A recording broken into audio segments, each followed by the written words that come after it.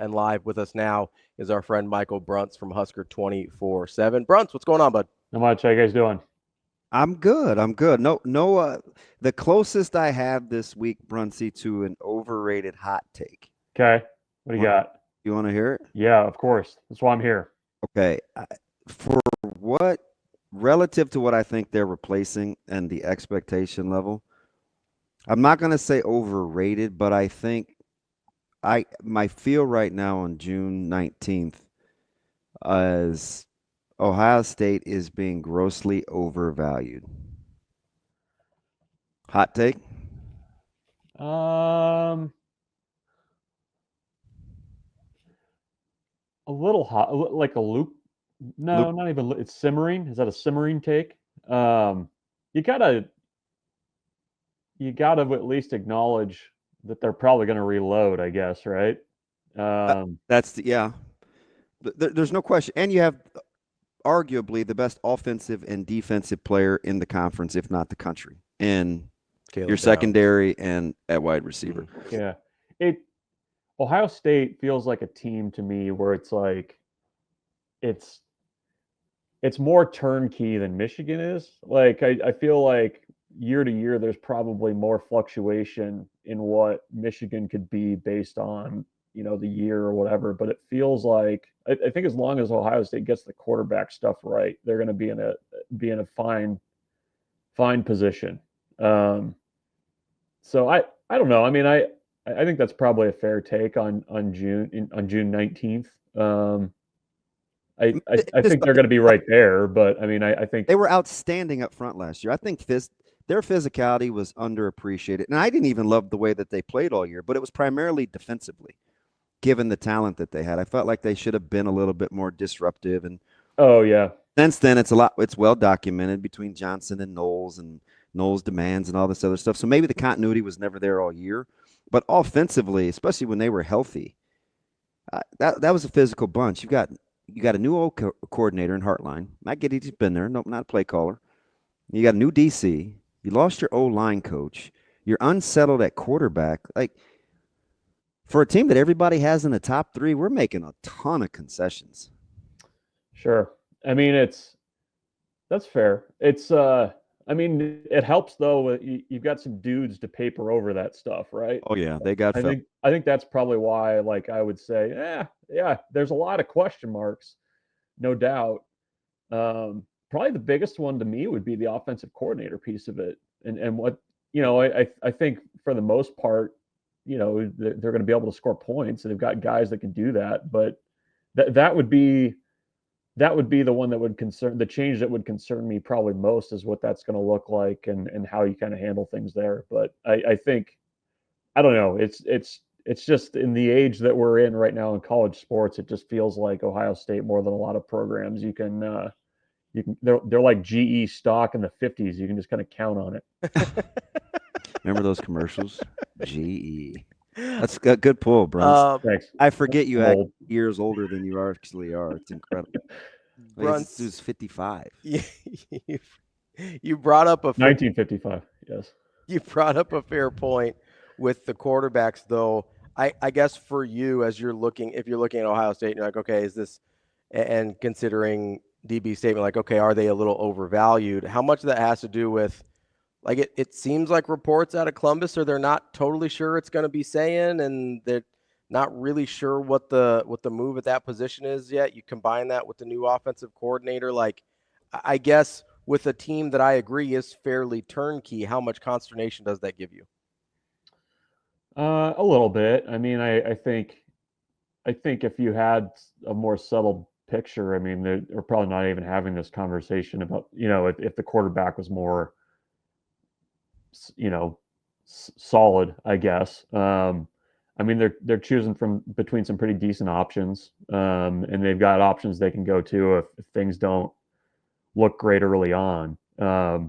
You probably do have to do some things around that, whoever it ends up being to help them out early in the year. But I don't know. I was thinking about this the other day. It almost feels like nowadays, the quarterback positions, like if you have something settled there, especially like with the returner, like that feels a little bit more of an outlier now than the other way around. So I don't know. I mean, it's I'm still a believer there. I think they'll be fine. Yeah, and hear my heart.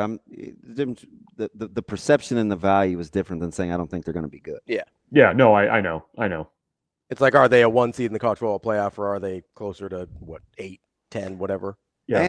And the more digging, right, as I'm doing the closer to the season about question marks, and now you get at least some news reports about quarterback jobs and kind of how the offseason is going. And I get it, it's the offseason, but I like to practice my deductive reasoning. I'm further convinced that this is as wide open as ever, because even if you love Penn State, you still don't really love Penn State, right? They get the, Kotelnicki and Aller. I mean, are they going to be that explosive? Can Payne be the guy? How do they replace Warren? They sure are good defensively, but Abdul Carr, like you like them. You like them. Is it a deal where you like them more than anybody else, or you just love them on their own merit? Or Oregon, or I mean Georgia. What do we really know about Bobo and Gunnar Stockton, right? I mean, Smart's been complaining all spring and summer so far about continuity and who hasn't been there. And Ty Simpson's got to start down in Bama. Even if you love Clemson, does anybody actually love Clemson, or do they just look better than anybody else because they're loaded in the draft? And you look at it and you go, they're playing in the ACC. Florida State's We always down, give whatever. them the but, and they're probably the most complete. They might be. So it's just this might be a wild year. That's okay. I like a little chaos. You're rooting for the golf course in this one. I think you're rooting for things to go a little awry. You maybe want an accident or two in the NASCAR race, like that. That's okay. Like I don't know. I mean, if we're gonna do the playoff thing, and I'm fine with chaos. Like I'm good with chaos. Give me chaos. It doesn't help you in June when you're kind of trying to line things up and who's going to be good and who's not. But if we get into it and there's some chaos, I'm okay with that. Speaking of some potential chaos, DB and I have been sort of batting this around for the last day or so, but big deal, little deal, not a deal at all about Michigan bringing in Jake Garcia in June at quarterback, when we all sort of just assumed Bryce Underwood was going to pull a Dylan Raiola and have that thing from the jump. Maybe a little deal. I don't know if it's a huge deal. You still don't know. Underwood's going to start? What's that? Still assume Underwood's going to start? I think so. I mean, what is this, Garcia's fourth school? I mean, it helps to have a veteran guy there, I suppose, in case you have to go there. It's a little bit of a backstop, but I mean, I think for a number of reasons, it's probably trending towards Underwood. That would be the upset of upsets if he's not the guy. But I mean, if you have some freshman mistakes and it takes a little while for that to catch, it helps to have a guy like that kind of waiting in the wings and being around if you need to. So I don't know. When I saw that, it didn't raise my eyebrows too much, but if that was Nebraska, we would lose our minds. Well, I mean, it's a different bubble, right? Well, I mean, it's not like Michigan. But it's your same evaluation. It's not like Michigan's a totally sane fan base. Like, you know what I mean? It's like, I mean, Mike Keene is still there, right? Underwood is there. It's June. That's not even a reach that it's at least intriguing. It's certainly not a shoulder shrug, is it? It's more than a shoulder shrug. I'm not like I don't know. I just don't. It doesn't move me that much. Maybe I'm. No, and I get it. You may just be desensitized, but I'm hardened. I'm too calloused to quarterback movement these days to really get up out of my seat for Jake Garcia going to his fourth school. But Uncle Andy Dufresne Bruntz over here. I don't know. I mean, it's fine to have. I mean, I think it's a good insurance policy, but I don't know. Like, is a guy going to go in there in June and really win that one? Like, I mean, he's probably going to throw his weight around a little bit. Maybe they're thinking like, hey, if we go get the best available guy that's there as a backstop, sure. But I don't know. I guess is it similar to the what Casey Thompson is showing up in Lincoln for like a couple days? Is it that kind of a situation? We took that thing and ran with it, didn't we? So, like I said, different bubble. I'm sure if it were here, I would feel differently. But I don't know. I would still consider it an upset if it's not Underwood. Okay. Who do you think you know? Give me the top 3 teams. I'm gonna buy you some time and assume Penn State is number 1. And it doesn't have to be to the good or to the bad necessarily. Who do you know the most about in terms of who you think they'll be from a confidence level? For the conference? Yep. In the Big Ten conference? Correct. Well, Penn State, I think I'll take the gimme. I'll start with the layup. Okay. You're at least going to be shooting 33%. That's good. Yeah.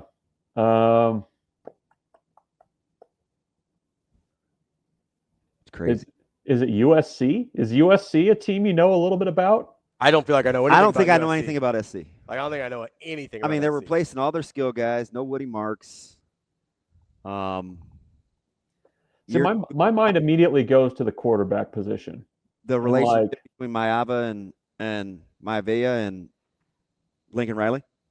Yeah, I mean, in some ways it's kind of like it feels like it's kind of settled with USC, whether it's whoever it is. Like it feels like the ceiling and the floor to me are pretty close for them, regardless of the cast of characters. I mean, I feel like I don't. Hang on. Sorry. Okay, go ahead. Okay, so if it's and there's no right or wrong answer, Bruntz. I mean, this is I know.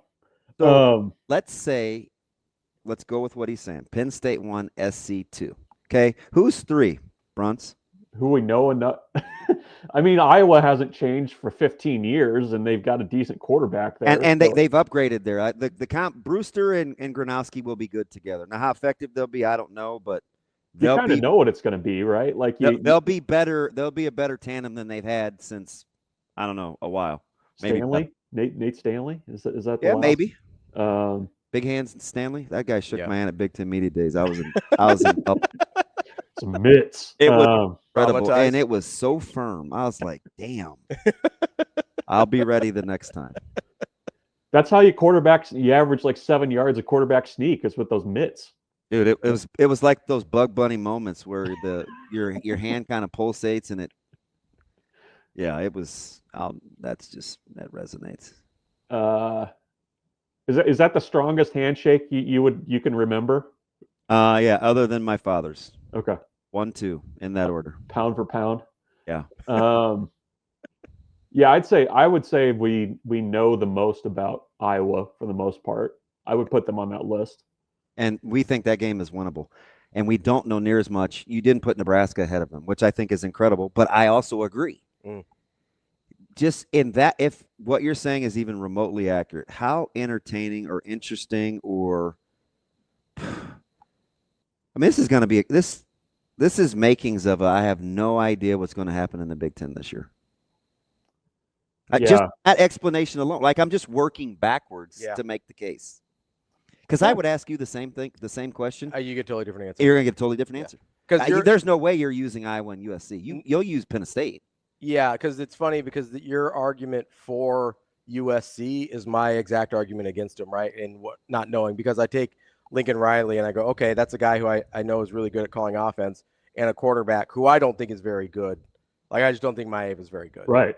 And so I sit here and I go, like, I don't know anything about them because I love the offensive mind, but I do have questions about how it translates to kind of consistent, kind of grimy football in the Big Ten. And then I've got a quarterback who I don't really trust him throwing the ball with that offensive mind at all. So I feel like I know nothing about USC. Isn't that what they were last year, though? Like, what's changed? Yeah, but they weren't very good last year. So I kind of sit there and go, but we've got a different guy, too. Miller Moss, to me, his skill set fit better with what Lincoln Riley does and can do versus a Jaden Maeva. And now we've got Jaden Maeva, and that's I don't know. I don't feel like I know anything about him.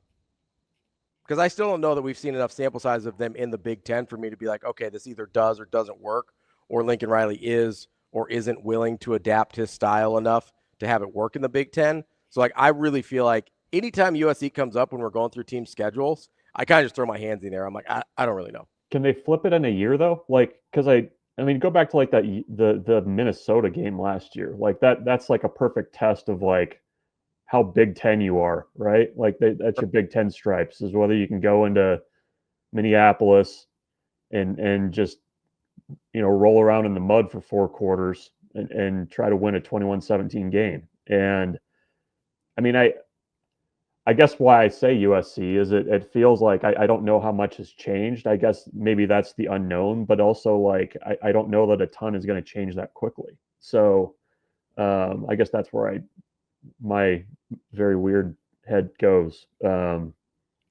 I still think you mentioned Nebraska. I mean, I think, yeah, we know some things. I think there's a lot of things we still don't know.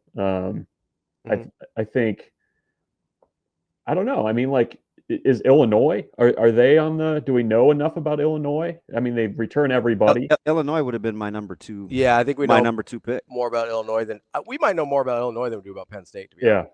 Yeah, that's fair. I always forget they're there. Like I just in my like mental map, like I do like the BTN commercial, and like I just fly right over them. Threw it in your head. So you know what's funny? What's that? Let's just because I would have said Illinois too. Mm-hmm. Most people I've seen, I don't know, 3 or 4 publications now, not publications, reputable folks slot the Big Ten. They are in no one's top 5 that I have seen thus far. The consensus top 5 in any order is SC, Michigan, Penn State, Oregon, Ohio State. Yeah, that's crazy. It's wild. Yeah, and I'm not even. And I'm not we even. We saw Illinois last year. I'm not even. I think we know what we're getting. Yeah. We know the schedule. I would use them as the number 2, and they're not in anybody's top 5. Just further proof, and that doesn't mean anything but to say further proof that this could potentially be a wild year. A wild year. So Illinois gets both Ohio State and USC at home. Is that correct? Yeah. Like I could see Illinois knocking off USC at home. Yeah, but you only had Illinois winning 7 games. I thought I had them at 8. You say closer to 7 than 8. That's probably a little low on them.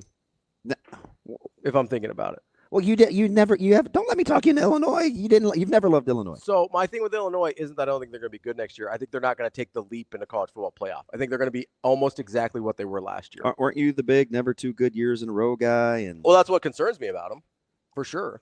Like that was one of the things that concerns me about them because they're just working against this history of never really repeating their success 2 years in a row. Closer to 8 than 7. You went Penn State, Ohio State, Ohio State, Oregon, Nebraska, Michigan, Illinois, Iowa, Indiana, Iowa, SC, Minnesota, Washington, UCLA, Rutgers. Well, like I could very easily, after the top 3, I could very easily see any of those teams be in the top 5. Yeah, you put Nebraska right after Oregon, but ahead of Michigan. Yeah, and with the quarterback issues in Michigan, that might be too high.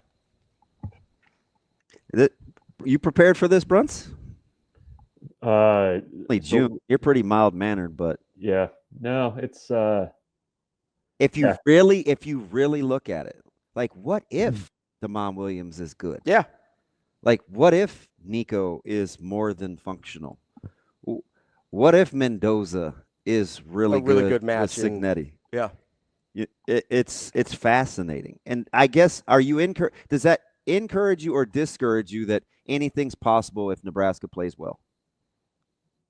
Yeah, no, I think that's good. I mean, I think the schedule that Nebraska has, I mean, there's a possibility if they play well that, I mean, you potentially, last year's version of Illinois, like you getting to that kind of a surprise number. So I don't know. I mean, there's also a little bit of trepidation there too. Like if there's that much kind of midfield in the Big Ten, you gotta show up ready to go. Cause I mean, you could get embarrassed if you're not ready to go. I mean, Maryland, I don't think much of them, but I mean, that's a little bit of a scary game going there that you got to be ready for. So I don't know. I mean, I think I would put Nebraska still in that category of team that we think we kind of know a little bit about, but I don't know that I think there's still a lot that still needs to be figured out there. I mean, for the same reason that, what you kind of rattled off about Ohio State, the only difference is Nebraska's a little bit more settled at the quarterback spot, but they still have a significant amount of change. So we'll see. I mean, I do think the potential for a pretty wide open conference this year is there. And I don't know, talking about Penn State, you still kind of need to see it a little bit from them against the teams that they have to beat to get to that top level. Yeah, it's kind of funny, Bruntz, as we're kind of talking through this, I might put myself through a little exercise here at some point where I wonder how many teams, if I assume because we have to make a ton of assumptions about most of the Big Ten, right? Like there's just too many variables that we don't know, which is why DB's question was a good one about like, who do you feel like you know the most about? Mm-hmm. But I'm wondering how many teams, if I assume a best case scenario for one variable, do I think could get into that top 5? Because I think that number is enormous. Because I'm not a big Washington guy. He is this year. I think they're 6-7. Like if DeMond Williams is the guy that some people think he is, like I don't know what the ceiling is on that. Yeah. Right. Like and Mendoza's I'm a little down on Indiana compared to last year. I think they're probably a 7-8-ish. I think it's closer to 7-win team than they are a 9 or 10 win team again. But if Mendoza and Cignetti just gel together and it's perfect, like they could win 10 games again. Like that's not a stretch. I mean, how much do we really love Oregon? I don't love Dante Moore. I don't. I think we're just assuming for Oregon, right? Like we're assuming. If you really start looking at these teams with a critical eye, and I'm to the point now in June, because this is about where I get started, because I feel like I have enough information, whether it's magazines or articles, my own opinions on what I've seen, where I can start to formulate. I've never been more unsure about the conference, and I think it's as well coached a conference as there is in the country, but that's all I'm really ready to say. Like I know for absolute sure. Yeah, no, I think that's fair. I usually when we get into July, like what it's the July weekend, that's where I really start. Would it surprise you, Bruntz, if Michigan won 7 games? No. Okay. Would it surprise you if they won 10 games? No. Exactly. Yeah. Like that's I'm just, like I mean, there's a lot of teams like that. Yeah. I am in lockstock agreement with I may have to go down a list and see how deep I can get into the Big Ten before I'm stunned that a team would win 9 or 10 games. Now they were really good, but you work on Saturdays, Brunson. I don't know if your library is full of football games, and I get it. I have an advantage because I love South Dakota State's staff since Jackson was there the first time. Are you intrigued at all by the Brewster Gronowski kind of combination? Because South Dakota State played on television quite a bit, and yeah, I do know a lot about him. Scared isn't the word, but man, I do think that combo has a chance to operate at a high level together. Yeah, no, he's what I've seen of him. He's more intriguing to me than the other transfer quarterbacks. Well, he's got some pocket to him. Mm-hmm.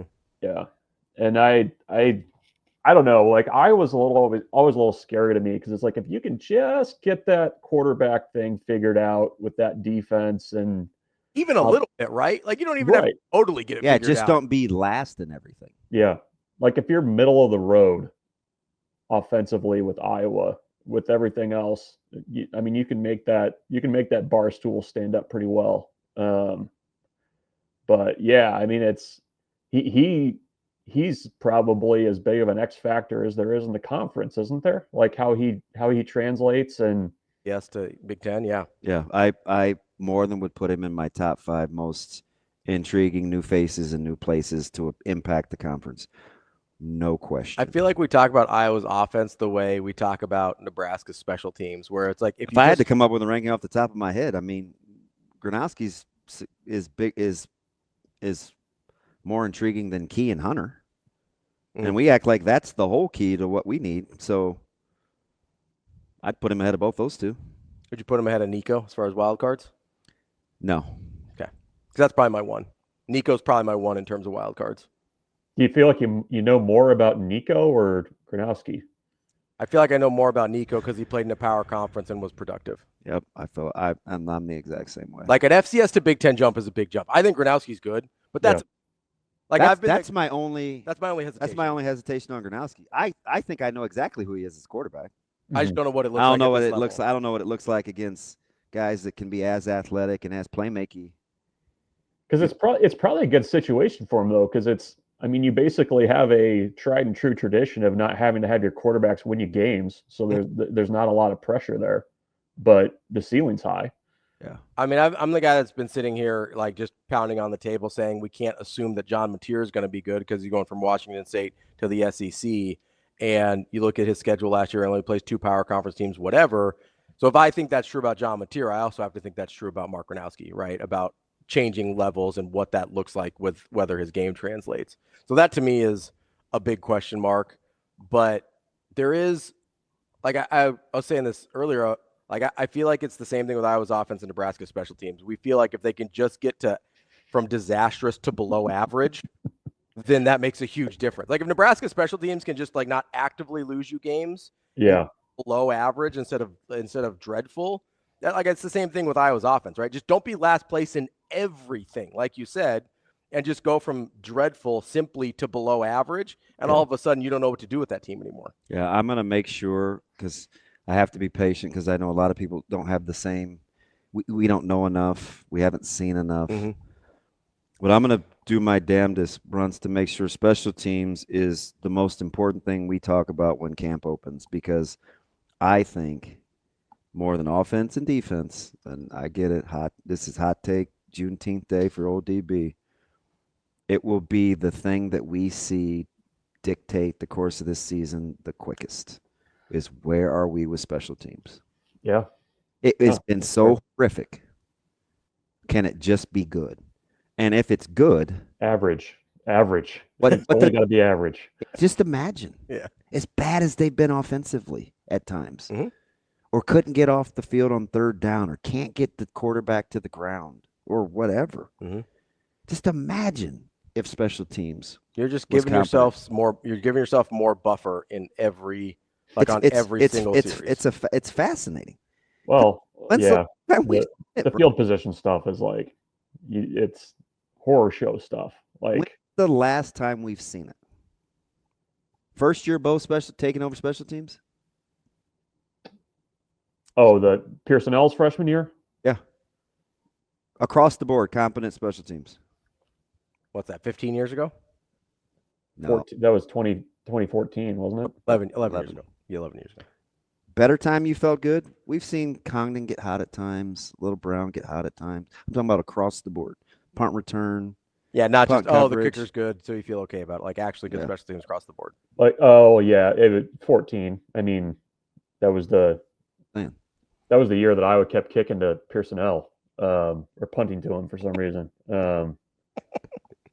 That's the last time you're like, okay, that you can do something with this. I mean, even kickoff returns. When was the last time you felt great about that? When Amir Abdullah was doing it? Yeah, probably. Probably, yeah. That was a while ago. It's incredible. We aren't. I get it. I say we aren't talking about special teams enough, and I'm just chalking it to the fact because we don't really know what we're looking at a lot of times. What it's going to look like yet. Yeah.